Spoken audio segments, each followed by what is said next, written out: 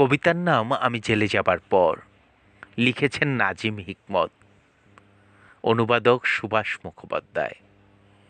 জেলে এলাম সেই কবে, তারপর 10 বার সূর্যকে প্রদক্ষিণ করেছে পৃথিবী। পৃথিবীকে যদি বলো, সে বলবে কিছুই নয়, অনুকাল মাত্র। আমি বলবো আমার জীবনের 10টা বছর। যে বছর জেলে এলাম, একটা পেন্সিল পেলাম।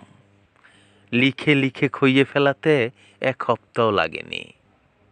পেন্সিলকে জিজ্ঞেস করলে সে বলবে একটা গোটা জীবন। আমি বলবো এমন আর কি, একটা মাত্র সপ্তাহ।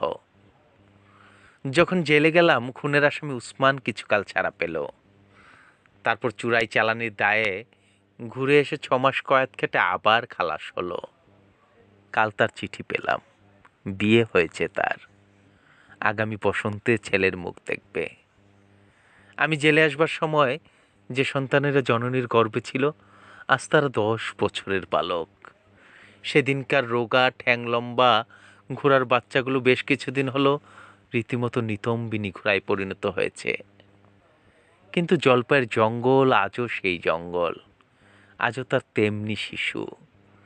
আমি জেলে যাবার পর দূরবর্তী আমার শহরে জেগেছে নতুন নতুন পার্ক। আর আমার বাড়ির লোকগুলো এখন উঠে এসেছে অচেনা রাস্তায়, যে বাড়ি আমি কখনো চোখেও দেখিনি। যে বছর আমি জেলে এসেছিলাম, রুটি ছিল তুলোর মতো সাদা। তারপরে এই রেশনের যুগে এখানে এই জেলখানার লোকগুলো মুঠিভর রুটির জন্য হন্যে হলো। আজ আবার অবাধে কিনতে পারো, কিন্তু কালো বিষাদ সেই রুটি। যে বছর আমি জেলে এলাম, দ্বিতীয় যুদ্ধের সবে শুরু। দাচাওয়ের শ্মশান চুল্লি তখনও জ্বলেনি, তখনও অ্যাটম বোমা পড়েনি হিরোশিমায়। টুটি টেপা শিশুর রক্তের মতো সময় বয়ে গেল, তারপর সমাপ্ত সেই অধ্যায়। আজ মার্কিন ডলারে শোনো তৃতীয় মহাযুদ্ধের বোল। কিন্তু আমি জেলে যাবার পর আগের চেয়ে অনেক উজ্জ্বল হয়েছে দিন।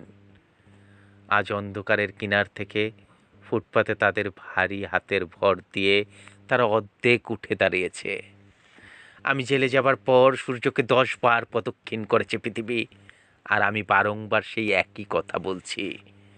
জেলখানার কাটানো 10টা বছর যা লিখেছি, সব তাদেরই জন্য। সব তাদেরই জন্য যারা মাটির পিঁপড়ের মতো, সমুদ্রের মাছের মতো, আকাশের পাখির মতো অগণিত। যারা ভীরু, যারা বীর, যারা নিরক্ষর, যারা শিশুর মতো সরল, যারা ধ্বংস করে, যারা সৃষ্টি করে, কেবল তাদেরই জীবন বৃত্তান্ত মুখর আমার গানে। আর যা কিছু ধরো, আমার জেলের 10টা বছর শুধুমাত্র কথার কথা।